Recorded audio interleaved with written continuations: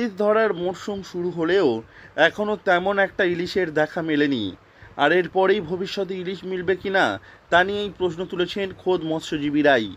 মৎস্যজীবী সংগঠনের পক্ষ থেকে রবীন দাস ইতিমধ্যে জানিয়েছেন, এবছর জালে খুব একটা মাছ এখনও আসেনি, তেল মজুরের দামও উঠছে না, অনেক ট্রলার বসে আছে, কি হবে এখন সেটাই ভাবছেন সকলে। এবং এটা যাতে বন্ধ হয়, বন্ধ না হলে সবাই কিন্তু আমরা ইলিশ খেতে পাবো না। আমরা কিন্তু পশ্চিমবঙ্গের বঙ্গোপসাগরের ইলিশ কিন্তু খেতে পাবো না, কারণ মাছ আসার পথে যদি সে বাধা পেয়ে যায় তাহলে কিন্তু মাছটা ঘুরে অন্যদিকে চলে যেতে। আমাদের কলকাতার বর্জ্য পদার্থ আমাদের গঙ্গায় এসে পড়ছে, বা কুলটি নদী দিয়ে যেভাবে ইছামতি হয়ে যে আমাদের ইন্ডিয়া বর্ডারে গিয়ে পড়ছে, তাতে কিন্তু আমাদের দেশে ইলিশ আগামী দিনে দুষ্প্রাপ্ত হয়ে যাবে বলে আমরা আশা করি।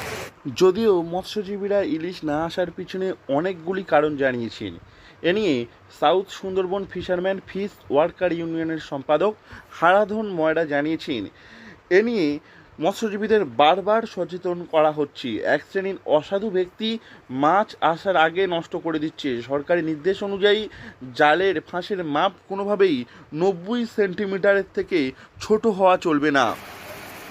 ইলিশের কোনো দেখা এখন পর্যন্ত নেই।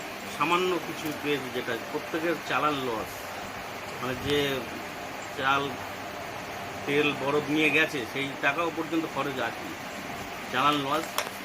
এমনি অনেক কিছু কষ্টের মধ্যে দিয়ে রেডি করে ছেড়েছে, তার উপরে আবার ফিরে লস।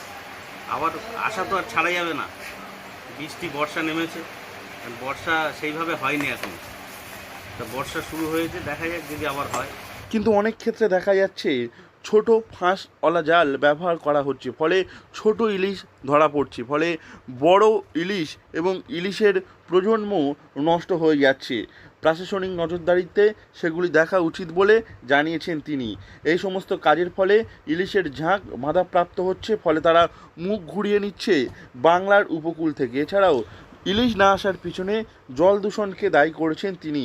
এই কারণগুলি এখন থেকে যদি না গুরুত্ব দিয়ে দেখা হয় তাহলে ভবিষ্যতে ইলিশ আর পাওয়া যাবে না বলে জানিয়েছেন তিনি।